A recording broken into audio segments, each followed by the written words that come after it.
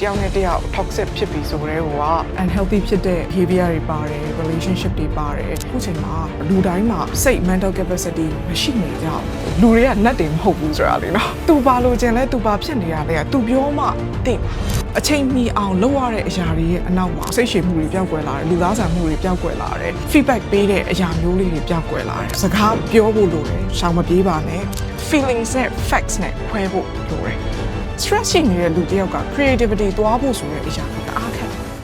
အားလုံးမင်္ဂလာပါ The Creative Society Podcast Program မှာကြိုဆိုပါရစေဒီ Creative Society Podcast Program ရဲ့ host မိုင်းပြပြဖူးဖြစ်ပါတယ်ဒီ season ရာဆိုလို့ရှိရင် Creative လောကထဲမှာရှိတဲ့လူငယ်တွေအတွက်ပို့ပြီးတော့ဗဟုသုတရအောင်အတွေးမြင်သိရအောင်အတွက်ရည်ရွယ်ထားတာဖြစ်ပါတယ်ဒီနေ့မှာဆွေးနွေးသွားမယ့်အကြောင်းအရာကတော့လုပ်ငန်းခွင် toxic ပုံတွေကနေဘယ်လိုရုံထွက်ကြမလဲဆိုတဲ့အကြောင်းအရာကိုဆွေးနွေးသွားမှာဖြစ်ပါတယ်ဒီအကြောင်းအရာကိုဆွေးနွေးပြဖို့အတွက်မြန်မာနိုင်ငံရဲ့ digital well-being platform တစ်ခုဖြစ်တဲ့ Honest Hour မှာ founder မတ်ဂျူတီခိုင်ဖွင့်ကိုဖိတ်ခေါ်ထားပါတယ်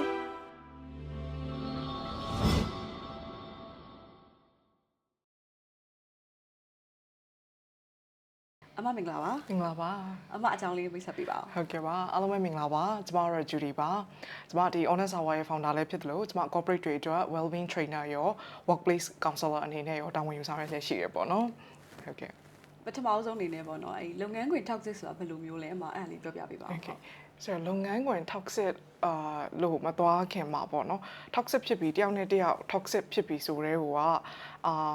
unhealthy ဖြစ်တဲ့ဒီ behavior တွေပါတယ် relationship တွေပါတယ်နောက်တယောက်နဲ့တယောက်နဲ့ကဟို emotional ခံစားချက်တွေလည်းဒါကောင်းမနေကြဘူးဒီ emotional unhealthy ဖြစ်တဲ့နေရာကနေပြီးတော့လာကြရတယ်ပေါ့နော်အဲ့တော့တယောက်ကလည်း toxic ဖြစ်နေနိုင်တယ်နောက်တစ်ယောက်ကလည်း toxic ဖြစ်နေနိုင်တယ်ဒါမှမဟုတ်လေကိုက toxic မဖြစ်ရင်တော့မှဒီ toxic trait တွေကိုသိနေနိုင်ဖို့လိုအပ်တယ်ပေါ့နော်ဆိုတော့ဒီ toxic behavior တွေဘယ်ကလာလဲဆိုရင်မတို့ဘာကိုအခြေခံလဲဆိုတော့ဒီ fear ပေါ့ကြောက်စိတ်တွေတို့နောက် control လုပ်ချင်တာတွေတို့နောက်တစ်ခုကအမတို့နေရာရချင်တာတွေတို့နောက်ကို self esteem နှိမ့်ချနေတဲ့နေရာကနေလာတာတို့ကိုမှမလုံလောက်တဲ့ခံစားချက်တွေကနေလာတာတို့နောက် dependency ပေါ့နော် dependency မိခိုမိခိုမှုအရန်အလွန်အကျူးဖြစ်နေတဲ့နေရာတွေကနေလာရင်းနဲ့အမတို့ဒီ relationship တွေမှာ toxic behavior တွေဖြစ်လာတယ်အဲ့တော့နေရာဟိုလူယူတဲ့အရာမျိုးတွေပဲဖြစ်ဖြစ်ဒါမှမဟုတ်လေကိုကဟိုကိုယ့်ရဲ့power ကြီးကိုအသုံးချနေတဲ့အချိန်မှာကိုကဒီမကျန်းမာတဲ့ unhealthy ဖြစ်တဲ့ behavior ပုံစံမျိုးနဲ့ဒါ contribute လုပ်နေတာမျိုးတွေလည်းဖြစ်နိုင်တယ်ပေါ့နော်ဆိုတော့ဒါနောက်တစ်ခုကလည်း toxic bond လို့ပြောတဲ့အခါမှာမတို့ဟိုတခါတလေအလုပ်ခွင်တစ်ခုမှာ generation မတူတဲ့ generation တွေပါတယ်တခါလေကြတော့လေသူက generation တစ်ခုနဲ့တစ်ခုကဟို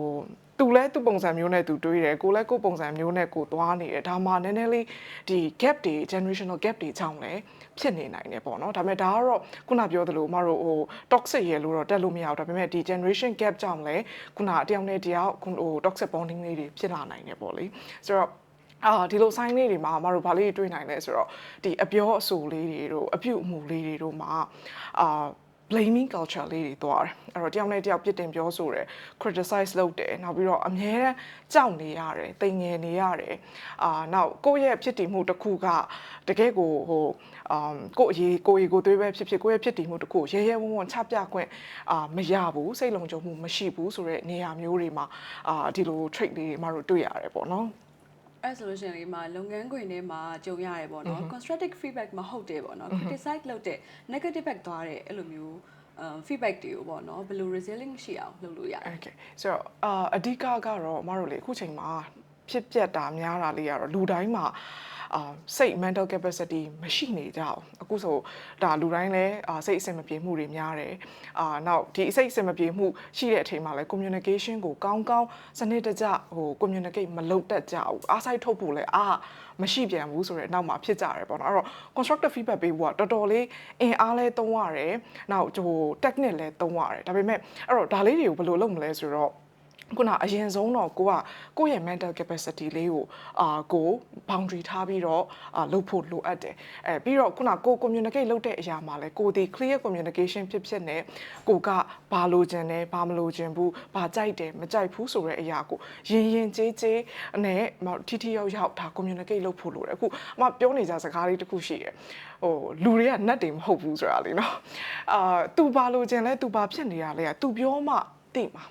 သူ သူပြောမှသိမှာရဲ့နောက်မပြောဘဲနဲ့နင်းနဲ့ငါနဲ့လှုပ်လာကြပြီလေသိရမှာပဲပေါ့ဆိုတော့စကလုံးတွေအောက်မှာလဲတယောက်နဲ့တယောက်ရဲ့နားလည်မှုတွေကပျောက်ကွယ်လာပြီးတော့နောက်တစ်ခုကလည်းဒီစိတ်တွေကလောနေတဲ့ဒီမိ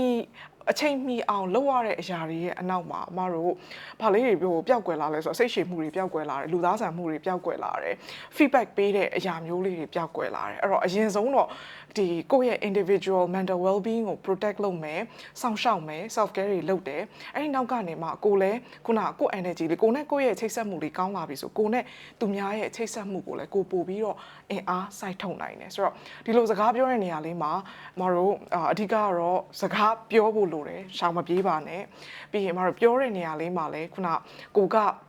တကယ်ကိုရင်ရင်ကြေးကြေးလိုချင်တဲ့အချက်လေးရယ်ဖြစ်တဲ့အကြောင်းအရာလေးရယ်ကိုအစီအငေါအလျောက်လေးဖြစ်အောင်ပြောဖို့လိုအပ်တယ်ပေါ့နော်အဲ့လိုဆိုလို့ရှိရင်ဒီမှာလုပ်ငန်းခွင်တွေမှာပဲပေါ့နော်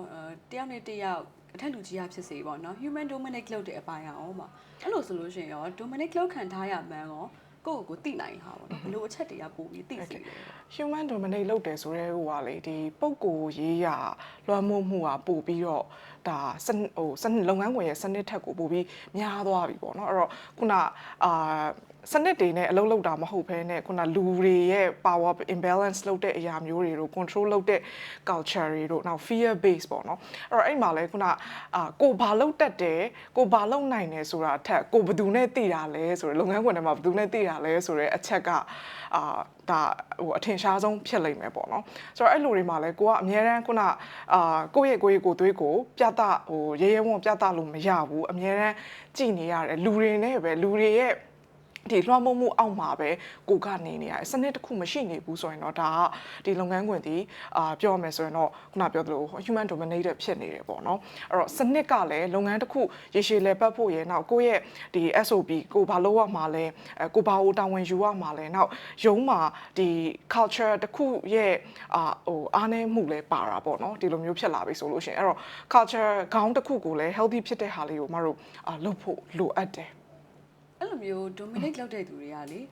သူတို့ကိုယ်တိုင် insecure ဖြစ်နေတယ်လို့ပြောလို့ရလားမdominate လုပ်တဲ့သူတွေ insecure ဖြစ်နေတယ်လို့ပြောလို့ရဆိုတော့ partially တော့ပြောလို့ရတယ်ပေါ့နော်တခါတလေကျတော့လေလုံနေဒီ culture ကြီးကအဲ့ဆိုအမတို့ကလူတစ်ယောက်က emotion တွေကလည်းဟို contagious ဖြစ်တယ်ကူးစက်တယ်ပေါ့နော်အဲ့တော့မကောင်းတဲ့ခံစားချက်တွေများနေတဲ့environment တစ်ခုမှလည်းဒီမကောင်းတဲ့ behavior တွေမကောင်းတဲ့ attitude လေးတွေဒါမှမဟုတ်လေခုန habit တွေကဒါပါလာတတ်တယ်ဟိုတိလျက်နဲ့ဖြစ်စေမတိလျက်နဲ့ဖြစ်စေပေါ့နော်ဘာလို့လဲဆိုတော့ခုနဟိုဒီလိုမျိုး toxic ဖြစ်စေတဲ့ behavior လေးတွေကတော့ပြန်ပြီးကြည့်မယ်ဆိုရင်လူတစ်ယောက်မှာကိုယ့်ရဲ့ခုန emotional and healthy ဖြစ်မှုကနေမယ်စဉ်းသက်လာတယ်စိတ်မလုံခြုံမှုတို့ကိုမလုံလောက်မှုမပြေမီနေမှုဒါမှမဟုတ်လေခုနကို judge အလုပ်ခံရမှာစိုးတဲ့စိုးရိမ်မှုပေါ့ခုနကြောက်စိတ်တို့ဒီ control ငါတခုခု control လုပ်မှရမှာဘာလို့ဆိုတော့သူစိုးရိမ်ပူပန်မှုဖြစ်နေလို့လေเนาะဆိုတော့ဒါမျိုးလေးတွေကနေအမတို့ဒီ behavior တွေကနေလာတယ်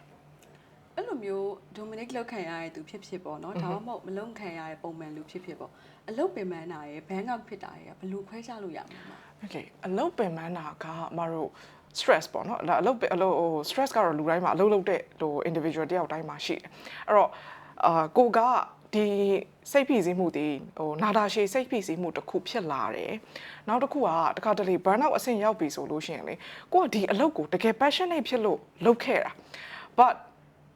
တခါလေအခု burn out ဖြစ်နေတယ်လုံနေတယ်ငါဘာလို့ဒါကြီးကိုလုံနေပါလဲပြီးရင်ကိုယ့်ရဲ့ enjoy ဖြစ်မှုတို့ကိုယ့်ရဲ့စိတ်ခံစားချက်တွေကိုယ့်ရဲ့ဒီအလုပ်ပေါ်မှာထားတဲ့ value တွေ passion တွေအကုန်လုံးက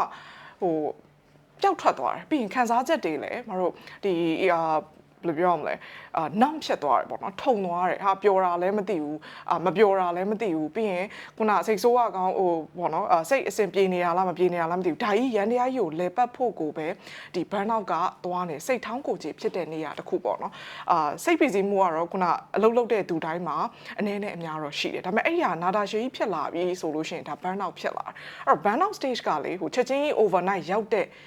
နေရာမျိုးမဟုတ်ဘူးအဲ့တော့ကာလဟိုအတန်ရှည်ဟိုပေါ့နော်ကာလအတိုင်းတာတစ်ခုဖြတ်တန်းသွားတဲ့အခါမှာအမတို့သူဒီနေတူကလည်းဟိုစိတ်ပီးစီးမှုကိုကင်တော်ရတယ်ပြီးတော့ဒီသူခုန အလုပ်ခွင်ရဲ့ဟို toxic ဖြစ်နေတဲ့ environment တစ်ခုကိုဖြတ်တန်းတဲ့ stress ကလည်းဒါနာတာရှိ stress တစ်ခုဖြစ်လာအဲ့တော့ထပ်တိုး stress ပေါ့နော်အဲ့တော့ဒါတွေအားလုံးပေါင်းလာပြီးတဲ့အချိန်မှာအမတို့ခုန burnout stage ကိုရောက်တယ်ဆိုရင်သူဒီခုန behavior အနေနဲ့ပြောမယ်ဆိုရင်မစားနိုင်တာပဲဖြစ်ဖြစ်ဟိုအစားအသောက်လွန်ကျူးတာပဲဖြစ်ဖြစ်အိတ်မပျော်ဘူးပြီးရင်ခုနအိတ်ပျော်ဖို့ခက်တယ်ဒါမှမဟုတ်လဲထစ်ခနဲရှိကိုကလေဟိုအတိတ်ပဲမဲ့စွာဟိုရှင်တန်နေတယ်စိတ်တွေလည်းမရှိတော့ဘူးပြီးတော့ကိုဘာလုပ်နေမှန်းလည်းမသိဘူးလုပ်နေတယ်လုပ်တယ်အလုပ်ကိုတော့ဖိတော့ special လုပ်နေတယ်ဒါပေမဲ့ကိုကဘာတွေလုပ်နေမှန်းလည်းမသိဘူးစိတ်နဲ့ကိုယ်နဲ့လည်းမကပ်ဘူးလူရောစိတ်ကောဂျုံကြတဲ့ stage တစ်ခုကိုမတို့ burnout ကရောက်သွားပြီးရင်ကိုဘာပျောက်ထွက်သွားတယ်ပေါ့နော်ငါဘာလို့ဒီမှာအလုပ်လုပ်နေတာလဲငါကိုကြိုက်တဲ့ career ကြီးတစ်ခုလုံးတော့ဟိုလုပ်နေရတဲ့ဟာမှာအတိတ်ပဲမရှိတော့တဲ့အထီကိုမတို့ရောက်လာနိုင်တယ်ပေါ့နော်ကို passionate ဖြစ်တာကိုလုပ်နေရင်လည်းအဆင်မပြေတာတခုခုတော့၎င်း stress ရတာတော့၎င်းဖြစ်လာတဲ့အချိန်ကြာလာတဲ့အချိန်မှာ burnout ဖြစ်နိုင်တယ်ပေါ့နော် stress eating ကလည်းဒီ burnout ဖြစ်တာရဲ့ a part of ပဲပေါ့ yes အဲ့တော့မတို့ stress လို့ပြောရင်အခုကတော့stress ကပုံမှန် stress ရှိတယ်မတို့ဒီကပ်ဘေးကြောင့်လာတဲ့ stress ရှိတယ်နောက်အပြင်ကလာတဲ့ stress တွေအများကြီးရှိတယ်နောက်တစ်ခုကမတို့လူတစ်ယောက်မှာအခုဒါကတော့ working adult ဒီအသက်အရွယ်ကတစ်ယောက်ပေါ့နော်ဒါပေမဲ့သူ့ရဲ့ past မှာခုနမိသားစုကိစ္စတွေပဲဖြစ်ဖြစ် broken family ဒီ family trauma ဒါမျိုးတွေပဲဖြစ်ဖြစ်တခြားအရာတွေကြောင့်ရခဲ့တဲ့ stress တွေဒီအလုပ် stress တွေပေါင်းပြီးတော့ဆိုလို့ရှိရင်သူပိုဆိုးနိုင်တယ်ဒီနောက်ကအထုပ်တွေလည်းမဖြေရှင်းထားဘူးဒီ current stress တွေကလည်းရှိနေတယ်အရန်ဟာတွေလည်းရှိနေတယ်ဆိုသူ့အတွက်ကဒါတော်တော် burnout stage ကိုရောက်ဖို့အတွက်အရန်လွယ်ကူတယ်အဲ့တော့တခုခုလေးကို trigger လုပ်လိုက်တာနဲ့မတို့ခုနကိုဒီလဲကြဖို့တို့နောက်ဟိုပေါ့နော်ဒီအလုတ်ခွင်ထဲမှာဟိုဆက်ပြီးပုံမှန်လိုမ run နိုင်တော့တဲ့အထိဖြစ်လာတယ်နောက်တစ်ခုကမတို့ဘာရှိသေးလဲဆိုတော့ burnout အပြင် trauma ပေါ့နော် trauma စိတ်ဒဏ်ရာတွေကလည်းဒီလိုမျိုး case တွေဒီလိုမျိုး case ဆိုတော့ဒီ toxic behavior တွေတို့ toxic workplace တွေတို့ဟိုဖြစ်စေနိုင်တယ်တခါလေကြလို့ရှိရင်မတို့အိမ်ကကိစ္စတွေပေါ့နော်ဒါမိသားစုနဲ့ပဲဖြစ်ဖြစ်ကိုယ့်ရဲ့ relationship marriage ပဲဖြစ်ဖြစ်ဒီဟာကိစ္စတွေကအလုပ်ပွင့်ထဲမှာလည်းလာပြီးတော့ impact ဖြစ်တယ်ဘာလို့ဆိုတော့ဥပမာဆိုပါစို့ကိုကအိမ်မှာဟိုပေါ့တယောက်နဲ့အစင်မပြေဖြစ်ခဲ့တယ်ဒါပေမဲ့အဲ့စိတ်ခံစားချက်ကြီးကဖောက်ထုတ်လိုက်တာကြတော့ရုံးမှာဖြစ်ကောင်းလဲဖြစ်နေနိုင်တယ်အဲ့တော့အမဥပမာလေး case လေးတစ်ခုပြောရမယ်ဆိုလို့ရှိရင်အမတို့ဟိုကြုံဘူးတဲ့ client တယောက်မှာသူကဟိုသူ့မှာ family trauma အနေနဲ့ဒီ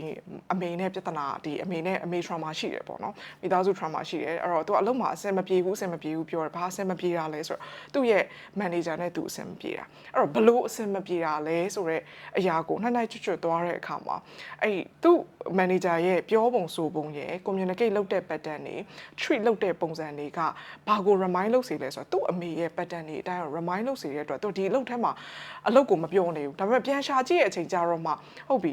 ဒါသူ့ဒီ behavior တွေနဲ့ဒီအကျိုးအကြောင်းတွေကြောင့် तू မပြောနေတာသိတဲ့အချိန်ကျတော့ तू လွတ်မြောက်လာတယ်အဲ့တော့ငါအလုပ်ကိုမပြောတာမဟုတ်ဘူးငါဒီအမေနဲ့ပတ်သက်တဲ့မိသားစု trauma တွေကိုမဖြေရှင်းရသေးဘူးဒါတွေဒီရောင်းပြန်လာဟတ်နေတဲ့ဖြစ်တဲ့အတွက်နောက်တစ်ခုကမတို့ဒီ counseling တွေဘာတွေဝင်တဲ့အခါမှာလည်းဒါဒီသူနဲ့ဆက်ဆံနေရတာကိုယ့်ရဲ့အထက်လူကြီး manager ဖြစ်တယ်သူ့အမေမဟုတ်ဘူးဆိုတော့အရာမျိုးကိုသူကောင်း control မိလာတဲ့အချိန်ကျတော့နည်းနည်းလေးတဲကွဲလာတယ်အဲ့တော့အလုပ်လုပ်ရတဲ့အခါမှာလည်းသူ့မှာပို့ပြီးတော့ခုနmindful ဖြစ်တယ် control ရှိတယ်ဆိုတဲ့နေရာမျိုးလေးရောက်လာတယ်ပေါ့နော်ဆိုတော့အမတို့ peer support နဲ့ခုနဒီလိုမျိုးအလုပ်ခွင်တွေမှာလည်းယုံကြည်ရတဲ့လူရင်ဖွင့်ရင်းနဲ့ဒီအကူအညီယူတာတွေလည်းလုံတဲ့တယ်အဲ့တော့ကိုကတခါတလေကိုအတွင်းနဲ့ကိုပိတ်မိပြီးတော့မှန်တာတွေရောမှားတာတွေရောမမြင်နိုင်တာတွေရောအမတို့တကယ်တမ်း stress ဖြစ်ပြီး burnout ဖြစ်ပြီးဆိုရင်ဒီ clarity ရှိနဲ့ဖြစ်နေတဲ့ပြဿနာကိုကြည့်ဖို့ဆိုတဲ့ဟာလွယ်ကူမနေဘူးပေါ့နော်ပြီးရင်ခံစားချက်တွေလည်းအများများနေတယ်အဲ့တော့ဒါလေးတွေကြတော့ကိုယ့်ရဲ့ mental well-being လေးလည်းကိုဂယူဆိုင်ဖို့လို့တလို့နောက်ကိုကယုံကြည်ရတဲ့သူနဲ့ဟိုစကားပြောဖို့လည်းလိုတယ်ဘာလို့ဆိုတော့စကားပြောလိုက်တော့မှအမတို့ကိုဖြစ်နေတာကိုလည်းကိုဆွဲထုတ်ပြီးတော့တစိမ့်ကောင်းမှန်တက်နိုင်တယ်တခါလေကြာရင်ဒီထဲမှာမျိုးသိပ်ထားတဲ့ဟာဖြစ်တော့လူကလေဟိုအထက်မှာအတွေ့အကြုံလည်းအများကြီးခေါင်းစဉ်တက်ထားရလည်းအများကြီးဆိုတော့ကို့မှာအရန် confusing တွေအားဖြစ်တယ်ပို့ပြီးတော့လည်းကိုနဲ့ကိုယ့်ရဲ့ relationship ကို unhealthy ဖြစ်စေတယ် background trauma ရှိရတဲ့သူတွေကပေါ့နော်လုပ်ငန်းခွင်မှာသူတို့ imposter syndrome လိုမျိုးဟာမျိုးဖြစ်သွားနိုင်တာ back ကိုမယုံတော့ဘူး insecure အရင်ဖြစ်လာမယ်ပေါ့နော်သူတို့ကိုယ်တိုင်က toxic ဖြစ်လာတဲ့ပုံစံမျိုးအဲ့လိုဖြစ်သွားနိုင်လား Okay ဆိုတော့ background trauma ရှိတဲ့လူဆိုတာထက်လေမတို့ trauma တွေကလည်းခုနကိုယ့်ရဲ့ current ဒီ status ကို work life balance တွေမှာ affect ဖြစ်နိုင်တယ်နောက်ဒီ imposter syndrome ကြတော့ तू ကကိုယ့်ရဲ့အရေးချင်းကိုပေါ့နော်နည်းနည်းကိုလည်းအထင်သေးတယ်နောက်ပြီးတော့အကယ်၍ 100% ဖြစ်နေလို့ 99% ပဲရရင်တော့မှဒီ 1% ကဘာလို့မပြည့်မီနေရတာလဲဘာကြောင့်ဒီလောက်ညံ့ရတာလဲဒါမပြည့်မီရတာမလုံလောက်ရတာလဲဆိုတဲ့တစိမ့်မျိုးကိုလေးတက်တယ်ပေါ့နော်ဆိုတော့ဒါလေးကခုနဘယ်ကနေလာလဲဆိုတော့ဒီတိုင်းပဲမတို့ဒီfear တို့ကိုခုနပေါ့နော်ကိုမလုံလောက်နေခြင်းတို့နောက်ပြီးတော့သူများ judge လုပ်မှာကြောက်တာတို့သူများအမှားကိုတိသွားမှာကြောက်တာတို့မဟုတ်ဘူးငါကိုဒီ 100% more than 100% ရှိနေရမယ်ဆိုတော့ကို push လုပ်တဲ့အရာမျိုးတွေကနေ perfectionism ကလည်းလာတယ်perfect ကခုနပြောလို့ဘာသာ6ခုရှိရဆို6ခုလုံး 100% ပြည့်နေမှသူ့ကိုသူကျင်းတတ်တယ်အဲ့တော့1% နဲ့တမတ်လေးများရောလိုက်တယ်ဆိုလို့ရှိရင်သူ့ရဲ့ကို self judge လုပ်တာကြီးကငါဒီမတော်နေဘူးငါဒီမတက်နေဘူးငါဒီမလုံလောက်နေဘူးဆိုတဲ့အရာမျိုးကိုလေးတက်ဖြစ်သွားတယ်ဒီတစိမ့်လေးတက်ဖြစ်သွားတယ်ပေါ့နော်ဆိုတော့ဒီလိုလူတွေမှာတော့မတို့ဘာလေးတွေအရေးကြီးတာလဲဆိုတော့အဓိကတော့ feelings နဲ့ facts နဲ့ခွဲဖို့လိုတယ်အဲ့တော့ငါဘာခံစားရတာလဲ facts ကလည်းခုနပြောသလိုငါတကယ်အားထုတ်ထားတာဟုတ်ရဲ့လားကိုယ့်ရဲ့ achievement နေကိုယ့်ရဲ့ဒီကို effort ထုတ်ထားတဲ့အရာတွေကိုကစနစ်တကျလေးတော့ record ယူဖို့လိုတယ်သိဖို့လိုတယ်မတို့record လေးယူပြီး listing လေးလုပ်ထားပေါ့နော်ပြီးရင် feelings facts က facts ဆိုတာလေးကို awareness ရအောင်ကိုကောင်းလေးသိဖို့လိုတယ်နောက်တစ်ခုကဒီလိုမျိုးဖြစ်နေတဲ့အချိန်မှာသူစိတ်ခံစားချက်မှာတေချာတော့ fear ကfearful ဖြစ်တယ်ဒီကြောက်တယ်စိုးရင်ပူပန်တယ်ဆိုတဲ့အရာအခြေခံတယ်ပေါ့နော်အဲ့တော့သူများငါ့ကို judge လုပ်များမသိဘူးဆိုတော့အဲ့ဒီအရာမျိုးလေးတွေကိုလည်းအမတို့ကစိတ်ထဲမှာကိုဖြစ်နေတဲ့ခံစားချက်ကိုမှန်လေးတစိမ့်တက်ပေးဖို့လိုတယ်ပြီးရင်လည်းကိုကတစိမ့်တက်ဖို့ဆိုတာလည်းလေကိုကပြောရေးချတာပဲဖြစ်ယုံကြည်ရတဲ့သူကိုပြောလိုက်တော့မှကိုကခုနခေါင်းထဲအတွေးအများကြီးတဲ့တခွန်းလေးကထွက်လာပြီးတော့ဒါဒီအခိုင်အမာဖြစ်သွားတယ်နှမို့ဆိုလို့ရှိရင်ကိုက A တွေးလားမသိဘူး B တွေးလားမသိဘူး C တွေးလားမသိဘူးဆိုခေါင်းထဲမှာအများကြီး A to Z ကပြေးနေတာဒါပေမဲ့မဟုတ်ဘူးငါကတော့ A လို့ခံစားနေရတာလို့ပြောလိုက်တယ်ဆိုရင်ဒါကပိုပြီးအခိုင်အမာဖြစ်သွားတယ်အဲ့တော့ तू လည်းသူ့ feeling ကိုသူခံစားချက်ကိုပို့ပြီးတော့ awareness ရှိသွားတယ်အဲ့တော့အဲ့နောက်မှာ तू control မိပြီးတော့မတို့သူ့ရဲ့စိတ်ခံစားချက်ကိုခုန regulate လုပ်ဖို့နည်းလမ်းလေးတွေဆက်သွားနိုင်မှာပေါ့နော်ဆိုတော့ဒီနေရာလေးမှာလည်းအမကဘာလေး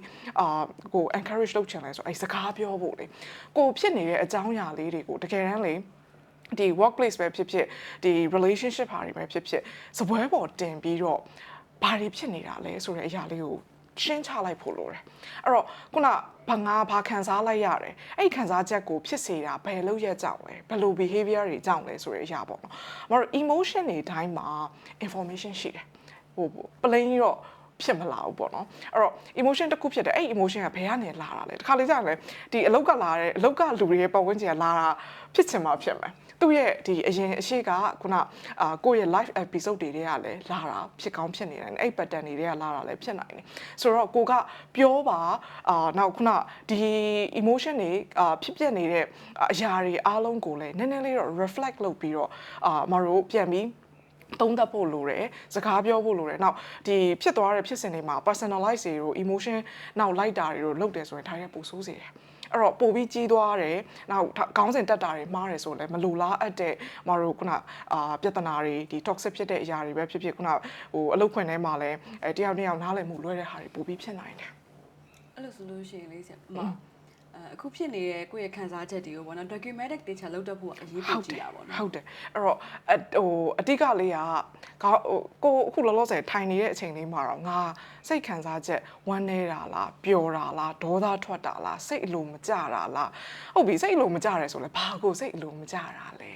ဒါလေးကိုကိုရိုးသားရိုးရှင်းလေးသိနေတယ်ဆိုရင်ပြဿနာတွေအဲ့လောက်ကြီးရှုပ်မလာတော့ဒါပေမဲ့ကိုကစိတ်ရှုပ်နေတာသိတယ်ဒါပေမဲ့ဘယ်သူကြောင့်မှမသိဘူးအဲ့တော့ကိုက live ပြီးမဲနေတယ်ဆိုလို့ရှိရင်လည်းဒါကခုနအလုပ်ခွင်မှာပေါ့နော်အပြုသဘောဆောင်တဲ့ behavior မျိုးဖြစ်လာမှာမဟုတ်ဘူးအဲ့တော့ချစ်ချင်းဖြစ်တယ်ဆိုလို့ရှိရင်ပြဿနာတစ်ခုများပဲဖြစ်ဒါမှမဟုတ်အခုချိန်မှာ mental capacity တွေမရှိတဲ့အတွက်ညှိဖို့တွေတယောက်နဲ့တယောက်နားလည်မှုလွဲဖို့တွေအရန်လွယ်တယ်နောက်ပြီးတော့စိတ်တွေကလည်းမရှိတဲ့အတွက်ပုံမှန်စကား ရှိပြောရမယ့်ကိစ္စမှာလူကစိတ်မရှိလို့တော်တော်လေးပြောလိုက်တယ်ဆိုလဲတစ်ဖက်လူကဟဲ့ तू ငါ့ကိုဘာလို့ဒီလိုပြောသွားတာလဲဟိုကတော့ပြောတာတစ်ခါပဲဒါပေမဲ့ကိုကအကယ်၍အမြဲတမ်းလဲဒါတွေကိုဟိုအမိုက်ပုံကြီးလို့လေ collect လုပ်တတ်တဲ့သူဆိုလို့ရှိရင် तू စိတ်အမိုက်ထဲမှာတော်တော်ပြည့်နေမှာဟဲ့ဟိုတယောက်ကငါ့ကိုဒါပြောသွားပြန်ပြီဒီတယောက်ကငါ့ကိုဒါပြောသွားပြန်ပြီဆို तू ကသူ့ရဲ့ဒီဟိုမတို့အဲ့ဒါကိုဘာခေါ်လဲဆိုတော့လေဟိုဖုံဆုပ်ဆက်နေတူတာပေါ့နော်အဲ့သူများပြောသွားတဲ့အရာတွေကိုငါ့ကိုပဲပြောနေတယ်ဆိုတော့အရာမျိုးတွေဒီလို mindset တွေကိုဒီအမိုက်တွေကိုစွန့်မိနေတယ်ဆိုရင်လည်းဒါကို behavior လေး healthy ဖြစ်မနေဘူးအဲ့တော့ဒါလေးဒီခုန boundary ကောင်းကောင်းလေးအဲ့တော့သူတို့လူတစ်ယောက်ရဲ့ပြောဆိုဆက်ဆံမှုတွေးခေါ်မှုတုံ့ပြန်မှုဒီသူတို့အပိုင်းတပိုင်းအဲ့တော့ကိုယ့်ရဲ့ပြောဆိုဆက်ဆံမှုကိုယ့်ရဲ့တုံ့ပြန်မှုဒီကို control ကောင်းကောင်းရှိတယ်ကိုဘာကိုယူมาလဲကိုဘာကိုလွတ်ချလိုက်มาလဲဆိုတဲ့အရာလေးတဲကွဲတယ်ဆိုလို့ရှိရင်အမတို့တော်တော်လေး healthy ဖြစ်တဲ့နေရာလေးကိုသွားနိုင်တယ်ပေါ့နော်နောက်တစ်ခုကလည်းဒီ communication လုပ်တဲ့နေရာလေးတွေမှာတကယ့်ကိုအပေးယူမျှမျှတတလေးနဲ့ပေါ့နော်အခုဆိုလဲဟိုပြောရမယ်ဆိုရင်လေဟိုရုံးမှာလာပြီဆိုလို့ရှိရင်တယောက်နဲ့တယောက်ဟို project deadline ပြီးပြီလားနောက်ပြီးတော့ missile target ပြည့်ပြီလားဒါအနေနဲ့စကြရတယ်ပေါ့နော်ဒါပေမဲ့မတို့ဒီလိုမျိုးခက်ခဲနေတဲ့အနေအထားလေးတစ်ခုမှာလူသားဆန်ဖို့ဒီပတ်ဝန်းဒီအလုပ်ခွင်မှာလဲပေါ့နော်လူသားဆန်ဖို့လေးထိုက်တန်တယ်နောက်တစ်ခုကဒါကဟိုဒီအလုပ်ခွင်ရဲ့ psychological safety ပေါ့နော် psychological safety ဆိုတာစီစိတ်လုံခြုံမှုရဝန်းလေးတစ်ခုပေးမှလူတွေလည်းဟိုကိုကစိတ်လုံခြုံစွာနဲ့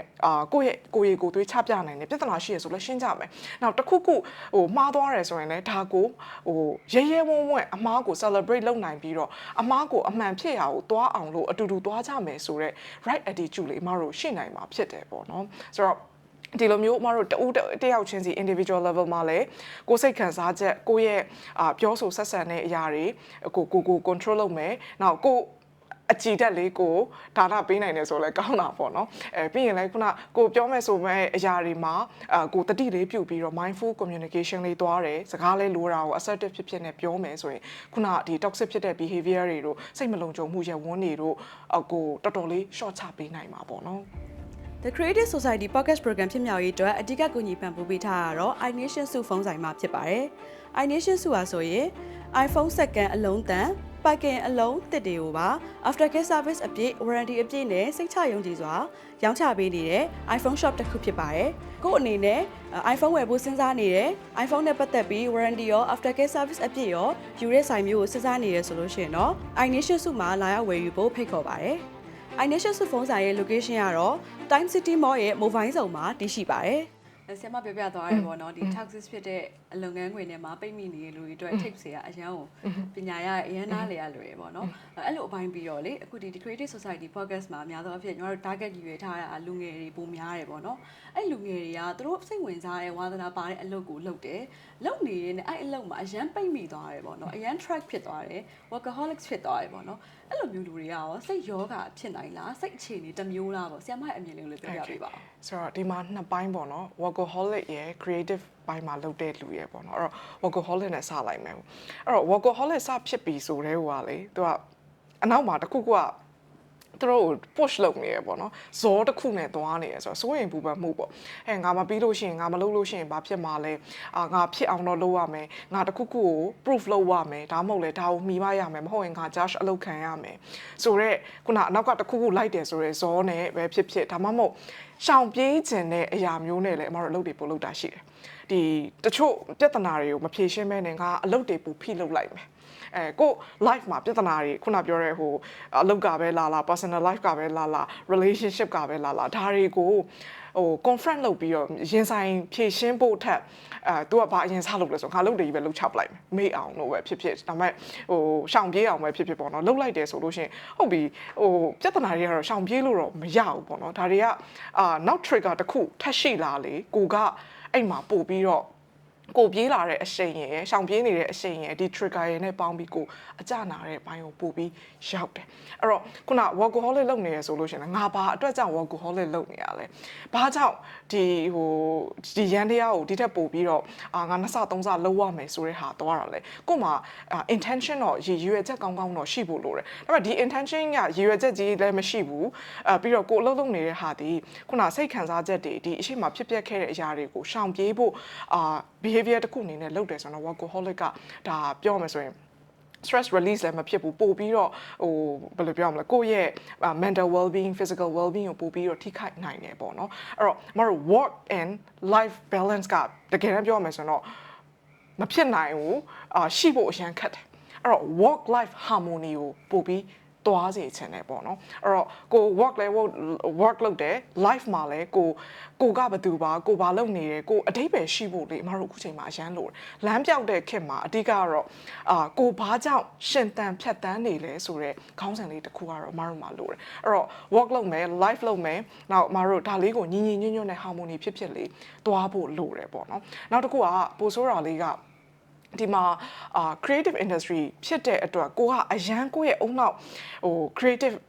skill set ကိုအရန်သုံးနေရတာအဲ့တော့ကိုယ့်ရဲ့ mental well being ကအရန်အရေးကြီးတယ်။အမတို့ mental well being လို့ပြောတဲ့အခါမှာအခုအဲ့ creativity ကဘယ်ကလာတာလဲဆို brain ကလာတာလीเนาะအဲ့တော့ကိုကဒီအုံနောက်ကိုလည်းအနာမပေးဘူး creative ကိုလည်းဖြစ်ချင်သေးတယ်။နောက်အုံနောက်ဘလို့အလုပ်လုပ်လဲမသိဘူး။နောက်ကိုဘလို့ဒီ creativity အစွမ်းစားကိုဘယ်ကနေလာလဲမသိဘူးဆိုလို့ရှိရင်အမတို့ရေရှည်ထားကို sustain လုပ်ဖို့အတွက်ခက်တယ်။နောက်တစ်ခုက stress ရှိနေတဲ့လူတစ်ယောက်က creativity သွားဖို့ဆိုတဲ့အရာကတအားခက်တယ်။တအားခက်တယ်ဟိုသူများနဲ့မတူအောင်စဉ်းစားဖို့တို့နောက်သူများမတွေးတာမတွေးသူများမတွေးတာတွေးနိုင်ဖို့တို့ဆိုတဲ့အရာကကို့မှာပို့ပြီးတော့စိတ်လက်ပေါ်ပါဆိုတာနဲ့ energy အပြည့်ရှိနေမှဒီဟာကိုပို့သွားနိုင်တာပေါ့နော်ဆိုတော့အမဒီမှာဗာလေး highlight လုပ်ချင်တာလဲဆိုတော့အဓိကကတော့ကိုဒီအုံနောက်အရန်သုံးနေရတဲ့လူဖြစ်တဲ့အတွက် creativity ကိုပို့အားကိုးရတာဖြစ်တဲ့အတွက်ကိုယ့်ရဲ့ well being စိတ်နဲ့ခန္ဓာကို invest ကောင်းကောင်းလုပ်ပါအဲ့တော့အဲ့မှာ invest ကောင်းကောင်းလုပ်လို့ပြောတဲ့အခါမှာအမတို့ခုနအုံနောက်ကိုပြန်ပြီး refer လုပ်မယ်ဆိုရင်အုံနောက်မှာလိုအပ်တာအမတို့ဒီ sleep နောက် diet ပေါ့နော် exercise ဒီ၃ခုကအုံနောက်ရဲ့အဓိကအမတို့ fuel တွေပဲနောက်တစ်ခုကအရေးကြီးဆုံးလိုအပ်ဆုံးကနောက်တစ်ခုကလည်း dopamine လေးပျော်ရွှင်စေတဲ့ hormone လေးလိုအပ်တယ်ဆိုတော့ဒီ၄ခုညီညွတ်နေမှာအမတို့ခုန creative ဖြစ်ဖို့ဆိုတဲ့ဟို skill set တွေကိုလည်းပို့ပြီး learning လုပ်နိုင်တယ်ကိုကပို့ပြီးတော့အားထုတ်နိုင်မယ်ပေါ့နော်ဆိုတော့အမဒါလေးကို highlight ပို့လုပ်ချင်တယ်အဲ့တော့နောက်တစ်ခုကဒီ sleep မှာဆိုလို့ရှိရင်အမတို့လေငါ creative industry မှာအလုပ်လုပ်နေရလို့ဒါ sleep ကိုလည်းဟို quality sleep ကောင်းကောင်းရဖို့အတွက်ငါလိုအပ်တယ်ဆိုတဲ့ investment တစ်ခုကိုဟိုကောင်းထဲမှာတွေးထားစေချင်တယ်ဒါမတို့လေအမကိုယ်တိုင်လည်းဒီစိတ်ပိုင်းဆိုင်ရာလုပ်တဲ့အခါမှာစိတ်ခံစားချက်တွေကိုထိန်းကြီးဖို့သူများနဲ့စကားပြောတဲ့အခါမှာဒီထိန်းကြီးနိုင်မှု emotional regulation အတွက်အိတ်တဲ့အခန်းကဏ္ဍ quality sleep ရဖို့ဟာကိုအမဒါကိုအလုပ်တစ်ခုအနေနဲ့လုပ်တယ်ဒါအိတ်တာဒီငါအလုပ်လုပ်နေခြင်းငါအုံနောက်ကောင်းဖို့အတွက်အလုပ်လုပ်နေတာကိုအလုပ်ကို quality ဟိုefficiency များများနဲ့ဖြစ်ချင်လို့ငါအိတ်တယ်ဆိုတဲ့အရာမျိုးပေါ့နော်ဆိုတော့ဒီအချက်လေးတွေ basic ဟာလေးတွေသွားမယ်ဆိုရင်အမတို့ကိုယ့်ရဲ့ mental well being physical well being ကိုလည်းထိန်းကြီးပြီးသားဖြစ်တယ်နောက်တစ်ခုကအဲ့လိုမျိုး power ကိုကရလာပြီဆိုလို့ရှိရင်ကိုယ့်ကိုဘာပဲသူများကအမိုက်တွေပြစ်လိုက်ကိုကယူမဖြစ်တာအဲ့တော့တကယ်အကယ်၍အမတို့ကလေဒီစိတ်အားလူအားမရှိနေဘူးဆိုရင်သူများအမိုက်ပြစ်လိုက်လေကိုကဒါကိုမတန့်လည်းမတန့်ရှင်းနိုင်တယ်လို့ boundary လည်းမထားနိုင်ဘူး။ဘာလို့ဆိုစိတ်အင်အားမရှိတဲ့အတွက်ဒါကို boundary ထားဖို့ဆိုတော့အမတို့ခဲရင်နေပေါ့နော်။ဆိုတော့အရင်ဆုံးတော့ကို focus လုပ်ပါ mind your own business အဲ့တော့ကိုယ့်ရဲ့ mental power ဒီ will power တွေအုံနောက်သုံးပြီးအလုပ်လုပ်ပုံလေးတွေငါဘလို့ဆိုပို့ပြီး creative ဖြစ်အောင်သွားနိုင်တယ်။ဒါကိုကိုကသုံးနေရလေနော်ဒီစိတ်နဲ့ခန္ဓာကိုသုံးနေရတာဖြစ်တဲ့အတွက်ဒါကို invest လုပ်မယ်ပြီးရင်ကိုယ်တိုင်လည်းတာဝန်ယူမှုရှိပြီးတော့ခုနသူများတွေနဲ့ဆက်ဆံပြောဆိုတဲ့အခါလေးမှာဒီ mindful ကိုဟို assertive ဖြစ်နေပေါ့နော်ပြောစရာရှိရပြောမယ်ဆိုစရာရှိရဆိုမယ်ယဉ်ကျေးမယ်ပိုလိုက်ဖြစ်မယ်အားလေးထည့်ပြီးလုပ်တယ်လို့သူဘက်ကမလုပ်လာဘူးဆိုလို့ရှိရင်ဒါသူတို့ရဲ့အကြောင်းဖြစ်သွားလိမ့်မယ်ကိုလှုပ်တဲ့အရာကိုပြောတဲ့အရာကိုတွေးတဲ့အရာကိုခံစားတဲ့အရာဒီကို့အပိုင်းဖြစ်မယ်အဲ့တော့ကို့အပိုင်းလေးကို control ရှိနဲ့သွားနေနိုင်တဲ့၍နောက်တစ်ခုကကို protect လုပ်ထားတဲ့ဒီ boundary strong ဖြစ်နေတဲ့၍ဘယ်သူပဲလာထက်ကိုကကိုယ့်ရဲ့အရေးကိုသွေးနဲ့ကိုဖြစ်တည်မှုဒီမင်းမသွားဘူးအမပြောသွားရတဲ့မှာလေ work life balance အကြောင်းလေးလည်းအဓိကပါတယ်ပေါ့နော် creative သမားတွေပေါ့နော်ဒီအခုလုပ်တဲ့ creative industry တွေကလူငယ်တွေမှာဗာလေးတွေ့ရလဲဆို work ကို full time လုပ်ကြရတယ်ပေါ့နော် 9-5 job တွေလုပ်ကြတယ်ပြီးရင်ပြန်လာရင်သူတို့ freelance အလုပ်တွေဆက်လုပ်ကြရတယ်ပေါ့နော်အဲ့လိုမျိုးလူငယ်တွေဆိုရင် work life balance ကတော်တော်မဖြစ်တာကိုတွေ့ရတယ်ပေါ့နော်အဲ့လိုမျိုးလူငယ်တွေအတွက်အကြံလေးပေးပါဦးပါအဲ့တော့အမဒီမှာအလုပ်ကတော့လုပ်ရမှာပဲလုပ်ကြတာပဲလုပ်ဖို့လည်းမ encourage လုပ်တယ်ဒါပေမဲ့ကိုကအခုလုပ်အားကိုပို့ပြီးဒီ productivity ပဲဖြစ် creativity ပဲဖြစ်ကိုပို့သွားခြင်းတယ်ဆိုလို့ရှိရင်စိတ်နဲ့ခန္ဓာအလုပ်လုပ်ပုံလေးကိုနားလည်နေဖို့လိုအပ်တယ်ပေါ့နော်အဲ့တော့ခုန break လေးတွေယူပါ break လေးတွေယူပါဆိုတာခုနမတို့ every 90 minutes ပေါ့နော်ဟိုအရှာအကြာကြီး90 minutes အောင်လုပ်ပြီးတော့ဟိုနိုင်လောက်ထပ်နားခိုင်းတာမဟုတ်ဘူးအဲ့တော့3 to 5 minutes အောင်ကိုအတွက်ဒီလုံးဝ clearing your thoughts ကိုဟို break တစ်ခုပေးလိုက်ဖို့လိုတယ်နောက်တစ်ခုကအစိမ်းတွေကြည့်ဖို့တို့ဒီဟိုစိတ်ခံစားချက်လေးကောင်းဖို့တို့အဲ့တော့ break တွေများများယူတယ်နောက်တစ်ခုက nutrition လဲအမတို့ခုနကိုစားတဲ့တောက်တဲ့ဟာလေးမှာစားတဲ့တောက်တဲ့ဟာဆိုတာလေ nutrition ကိုကြည့်ခိုင်းလို့ရှိရင်ဈေးကြီးတာကိုစားခိုင်းတာမဟုတ်ဘူးအမတို့ခုန brain boost ဖြစ်စေတဲ့အရာလေးတွေ food တွေကဘာတွေလဲဘာလို့ brain ကိုဦးစားပေးပြီးတော့အမတို့လှုပ်နေရလေเนาะအဲ့တော့ဒါလေးတွေကဘာလဲနောက်တစ်ခုကဟို power nap လေးတွေတို့ကိုခုနအရန်ဒီ iron jaw သုံးနေရတာအရန်များတယ်ဆိုလို့ရှိရင်ဒီ nervous system ကို reset လုပ်ဖို့အတွက်အသက်ရှူလေ့ကျင့်ခန်းလေးတွေလုပ်မယ် break လေးခဏယူမယ်ပြီးရင်အမတို့ခုနဟိုဒီဟိုပေါ့နော်eye mask လေးတွေနဲ့ခဏလေးအနားယူပြီးတော့ဟိုpower nap ဆိုလို့ရှိရင်လည်းမတို့10 minutes လောက်ကိုခဏလေး power nap ယူတာအဲ့ချိန်ကျ energy boost ဖြစ်လာတယ်။နောက်အခန်းလေးတွေကန့်ထားဖို့လိုအပ်တယ်။အဲ့တော့အခန်းလေးတွေကန်ထားရဲဆိုတဲ့အချိန်မှာငါဒီလုပ်လေးကိုဒီချိန်ပိုင်းခြားလေးထဲမှာဘယ်လိုလုပ်မယ်ဘယ်လိုတတ်မှတ်ချက်လေးနဲ့ရည်ရွယ်ချက်လေးထားပြီးတော့မတို့လုပ်တယ်ပြီးရင်ဒါပြီးရင်လွှတ်ချခဲ့လိုက်တယ်အဲ့တော့ဘာကိုစုပ်ကင်မှာလဲဘာကိုလွှတ်ချမှာလဲဆိုတော့အတတ်ပညာကိုလဲ skill set လေးရလဲမတို့လမ်းလုပ်ဖို့လိုတယ်ပေါ့နော်အဲ့တော့ဒီမှာ break လေးတွေယူပြီးရင်ကိုယ့်အတွက် space ယူ space များများယူခြင်းဒီခုနအုံနောက်အတွက်ကိုယ့်ရဲ့ creativity အတွက်ကိုနောက် sleep ကလည်းမတို့ဒီ creative သမားအတွက်ကလုံးဝပေးစနစ်အဲ့တော့ကောင်းကောင်း quality sleep ရတယ်ဆိုလို့ရှိရင်သူ့ရဲ့ brain မှာခုနဒီ neuron ဈေးတွေနဲ့ဒီအလုပ်လုပ်တဲ့ function လေးတွေကပို့ပြီးတော့သူတို့လုပ်ငန်းအတွက်ကိုအထောက်အကူပြုလိမ့်မယ်အဲ့တော့ဒါပေမဲ့အမဟိုဟာလေဒီလိုနွေရာသီပူတဲ့အချိန်လေးမှာလည်းဗာလေး highlight လုပ်ချင်လဲဆိုတော့ကိုယ့်ရဲ့ဒီ well being ပေါ့နော် well being ဆိုတာစိတ်ကောကိုယ်ရောဟိုအမတို့ဒီဘယ်လိုခံစားနေရလဲဘယ်လောက်တွေအလုံးလုံးနိုင်လဲဆိုတဲ့ဟာပေါ့နော်။ကားတစ်စီးဆိုလို့ရှိရင်ဒီကားကိုစီထည့်ရတယ်ခုနဟို engine wine ထည့်ရတယ်စီရီလေးဘိန်းတွေစစ်ရတယ်လို့ပဲကိုယ့်ရဲ့စိတ်နဲ့ခန္ဓာကိုယ်လည်းဒီလို investment ကောင်းကောင်းပေးဖို့လိုတယ်။အထူးသဖြင့်နေရာဒီမှာအမတို့ခုန quality ရမ်းကြကြတယ်။အဲ့တော့ဒီလိုအချိန်လေးမှာလေမကတခြားအရာတွေပတ်စံတွေသုံးမဲ့အစားကိုယ့်အတွက်တကယ် well being ကပို့ပြီးတော့အိတ်ကောင်းခြင်းလေးအိတ်ဖို့အတွက်ဝယ်ရမယ့်ဟာဆိုရင်လည်းတခြားတွေမဝယ်ဘဲနဲ့ဒါလေးကို invest လုပ်လိုက်မယ်နောက်တစ်ခုကကိုစိတ်နဲ့ခန္ဓာလေးအတွက်ကိုအနားယူဖို့အတွက်အရင်ဆုံးဦးစားပေးစေချင်တယ်ဘာလို့လဲဆိုတော့ကိုရဲ့ဖြစ်တည်မှုဒီကျမ်းမာနေတဲ့၍ခိုင်ခန့်နေတဲ့၍မတို့အများကြီးလုပ်လို့ရတယ်ဆိုတော့ဒီလိုနေရာလေးမှာမထပ်ပြီးတော့ဟိုပြောချင်တာလေးကတော့ဒီ micro breaks တွေ mini breaks တွေယူပါလို့ထပ်ပြီးတော့လည်း remind လုပ်ချင်တယ်ဆိုတော့ creativity thoughts တွေထွက်ဖို့အတွက်ကပေါ့နော်တေချာရဲ့ direct တစ်ခုပြီးတော့အိတ်တာအရန်ကိုအရေးကြီးရယ်နော်မှာတချို့ creative သမားတွေကပေါ့နော်ညဘက်မအိတ်ကြတော့မအိတ်ဖဲနေပေါ့နော်ဒါညီမမြင်နေတာပေါ့နော်မအိတ်ဖဲနေ energy drink တွေတောက်ကြတယ်ပေါ့နော်energy drink တွေရော energy boost လောက်တာခဏလေးပဲလုပ်ပြီးတော့သူတို့အကြာကြီးလမ်းဆန်းအောင်မလုပ်ပေးနိုင်ဘူးပေါ့နော်ဒါပေမဲ့မဟုတ်ဘူးအဲ့လိုမျိုး behavior ကိုထက်ခါလုပ်နေတဲ့ creative သမားကြီးညီမမြင်မှုတယ်ပေါ့နော်အဲ့ဒါကိုလည်းအမပြောပြပေးပါ Okay ဆိုတော့အဲ့ဒါလေးမှာမတို့ပြောမှဆိုရင် energy ကလေတကယ် natural ထွက်အောင်လုပ်တဲ့ energy ထွက်အောင်လုပ်တဲ့အနည်းတွေအများကြီးရှိတယ်ပေါ့နော်ပြင်ပအရာကိုမိခိုးတာထက်စားလို့ရှိရင်အဲ့တော့အဲ့ဒီမသွားခင်မှာကိုကိုဘလောက်အိတ်လို့ရှိရင်ဘလောက် energy ထွက်တယ်ဆိုတာအရင်ဆုံးသိဖို့လိုတယ်အဲ့တော့ပြီးရင်လည်းကိုဘာစားလို့ရှိရင်ကိုဘာဘလောက် energy ရှိတယ်ဒါမှမဟုတ်လည်းပေါ့ပါမှုတို့လေးပင်မှုတချို့အစားအစာတွေကိုအရန်လေးစေတယ်ထိုင်လိုက်တာနဲ့လုံးဝမတွေးနိုင်တော့ဘူးလုံးဝဟိုခန္ဓာကိုယ်ကြီးကလေးအီစိမ့်ပြီးတော့ကိုမတွေးနိုင်တဲ့ဟာမျိုးဖြစ်တယ်နောက်တစ်ခုကလည်း movement မှာတို့ဒီ exercise movement ဆိုတာလေဟိုလိုမျိုးဂျင်သွားပြီးအချိန်တွေပေးပြီးပြောနေဘူးအဲ့ desk လေးတစ်ခုမှလုံနိုင်တဲ့အရာလေးဥပမာခုနကို energy အရန်ကျလာပြီဆိုလို့ရှိရင်ထိုင်ထလုပ်လိုက်တယ်ဒါမှမဟုတ်လည်း push up လုပ်လိုက်တယ်ဒီ10 second 30 second မှာလုံးလိုက်တဲ့အရာဒီကိုပြန်ပြီးတော့ခုန energy drink တောက်တယ်လို့ပဲ energy level ကို dopamine လေးပြန်ပေးတယ်အဲ့တော့ငါဒီနေ့ဒီ break ယူတဲ့အချိန်လေးအတွင်းမှာထိုင်ထပဲလှုပ်ထပဲကလက်ဝိတ်လေးပဲ boxing လေးပဲထိုးထားသည်လဲ natural energy ခုနကို produce လုပ်ပေးနိုင်တဲ့အရာမျိုးလေးပေါ့နော်အဲ့တော့နောက်တစ်ခုက sleep ကဒါကလေဟိုအသက်ရွယ်ငယ်နေပိုင်း ငငယ်တဲ့အပိုင်းဆိုရင်တော့မသိတာသေးဘူးပေါ့နော်ဒါပေမဲ့ကြီးလာတဲ့အချိန်ကြာလို့ရှိရင်ဒါတွေကအနောက်ကနေပြီးတော့ခုန impact ဖြစ်လာတယ်ကိုယ့်ရဲ့ well being ကိုပေါ့လေအဲ့တော့အခုဒီမှာကြည့်နေတဲ့လူဆိုလို့ရှိရင်အဓိကတော့ကိုယ့်ရဲ့ well being ကိုအရင်ဆုံး invested လုပ်ပြီးတော့မှကိုယ့်ရဲ့အလုပ်ချိန်ခွဲတာတို့အလုပ်ရဲ့ဒီအစိတ်ပိုင်းလေးတွေခွဲတာတို့ပို့ပြီးတော့လှုပ်စေချင်တယ်အဲ့တော့ဒါကတော့ shortcut ပဲဖြစ်လိမ့်မယ်ခုနကို energy boost လုပ်နေတဲ့အရာလေးတွေကတခြားအပြင်ကတောက်တာစားရတွေပေါ့မူတည်ပြီးတော့သွားနေတယ်ဆိုရင်တော့ဒါခဏပဲဒါပေမဲ့ရေရှည် sustain ဖြစ်ဖို့ဆိုတဲ့အရာဒီကိုယ့်ရဲ့ daily routine နဲ့ ritual ကအရင်ရေးကြည့်တယ်အဲ့တော့လူတစ်ယောက်ဒီ creative industry မှာအောင်မြင်တယ်တို့ဒီလုပ်ငန်းပိုင်းဆိုင်ရာမှာအောင်မြင်တယ်တို့ပြန်ကြည့်လိုက်မယ်ဆိုရင်အဲ့လူရဲ့နေ့တူဝဖြတ်တန်းမှုသူတနေ့ဘာတွေလုပ်နေလဲသူတနေ့ဘာတွေတွေးနေလဲနောက်ဘယ်လိုမျိုး daily routine တွေနဲ့သွားနေလဲကသူ့ကိုအဆုံးဖြတ်ပေးတယ်သူဘယ်လောက်အောင်မြင်မလဲဆိုတဲ့အရာကိုအဆုံးဖြတ်ပေးတယ်နောက်အဲ့အောင်မြင်မှုကိုဘယ်လောက်ထိမ့်သိမ်းပေးမှာလဲဆိုတဲ့ဟာကိုဒီသေးလေးတွေကပဲသူ့ကိုပြန်ပြီးတော့ဒါအထောက်ပံ့ပေးသွားမှာအဲ့တော့ဒီမှာပေါ့နားလည်ပါတယ်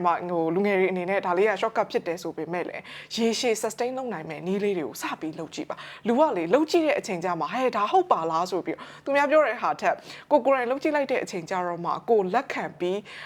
ကိုရေရှည် sustain လုပ်နိုင်မှာနောက်တယောက်နဲ့တယောက်နဲ့လည်းနီးတယ်တူချင်မှတူပါခုနအမပြောရဲပေါ့နော်ခုန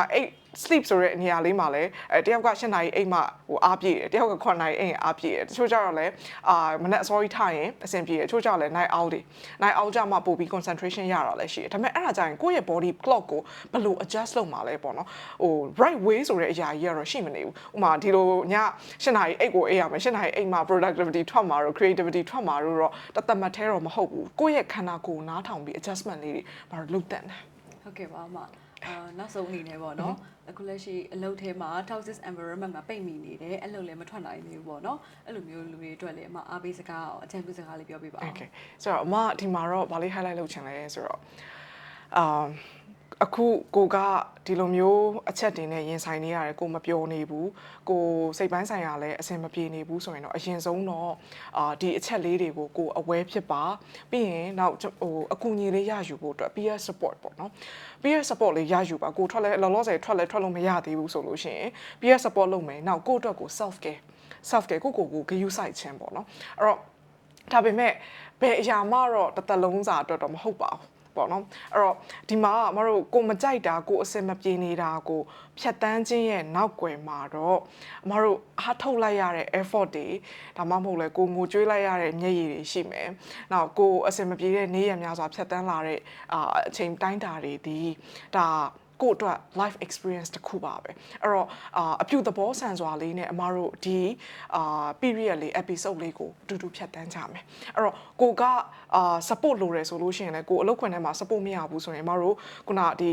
career coach တွေသွားတာပဲဖြစ်ဖြစ် counseling တွေယူတာပဲဖြစ်ဖြစ်ဒီမှာအမတို့ honest hour မှာဆိုလို့ရှိရင်လည်းဒီဆရာဆရာမတွေအများကြီးရှိတယ်အဲ့တော့ကိုစိတ်ပိုင်းဆိုင်ရာနဲ့ပတ်သက်တာဒါမှမဟုတ်လုပ်ငန်းခွင်ပိုင်းဆိုင်ရာနဲ့ပတ်သက်တာလေးတွေကိုဆွေးနွေးတဲ့အရာလေးတွေလုပ်လို့ရတယ်ကိုဒီhelp လုပ်နေရဆို seek out help လုပ်ပါအဲ့တော့ကိုညီရယူပြီးတော့မတို့ဒါကိုဖြတ်တန်းမယ်ဒီ journey တစ်ခုတည်းကိုယ့်ရဲ့ life မှာဒါကိုတိုးတက်အောင်အပြုသဘောဆန်အောင်လုပ်ပေးနေတဲ့မှတ်ဒီသင်ခန်းစာ lesson journey experience တစ်ခုလို့မှယူစေချင်တယ်အဲ့တော့လူတိုင်းမှာလည်းဒီလိုရှိမှပဲခုနကိုယ့်ရဲ့ skill set တစ်ခုတိုးတက်ဖို့တို့နောက်ဒီအတွေးခေါ်အသစ်ပြောင်းဖို့တို့ဆိုတဲ့အရာအထောက်ပံ့တစ်ခုပေးနိုင်တယ်ပေါ့နော်ဆိုတော့လွယ်တော့မလွယ်ဘူးဒါလေးလည်းမနားလေတယ်ဒါပေမဲ့မတို့ဒါလေးကိုဘဝမှာရှိထိုက်တဲ့experience တစ်ခုပဲဖြစ်ဖြစ်ကိုယ့်အတွက် skill set push လုပ်ဖို့အတွက်ဖြစ်နေတဲ့ဖြစ်စေတဲ့အရာလေးတစ်ခုအနေနဲ့ပဲသတ်မှတ်ပြီးတော့ရုန်းကန်ဖြတ်တန်းကြမယ်နောက်ပြီးတော့exit strategy လေးလဲရှာထားတဲ့လေပေါ့နော်ကိုဟုတ်ပြီဒီညအရန် toxic ဖြစ်နေတယ်ကိုယ့်ရဲ့ mental health တွေထိခိုက်နေတယ်ဆိုလို့ရှိရင်လည်းကိုဘယ်လိုမျိုးပေါ့အပြုသဘောဆန်စွာနဲ့risk နည်းစွာနဲ့ကိုဘယ်လိုမျိုး exit လုပ်မလဲဆိုတဲ့အရာလေးလဲ plan ထားတဲ့တယ်ဟုတ်ကဲ့ပါဆရာမဆွေးနွေးပြီးွားတွေက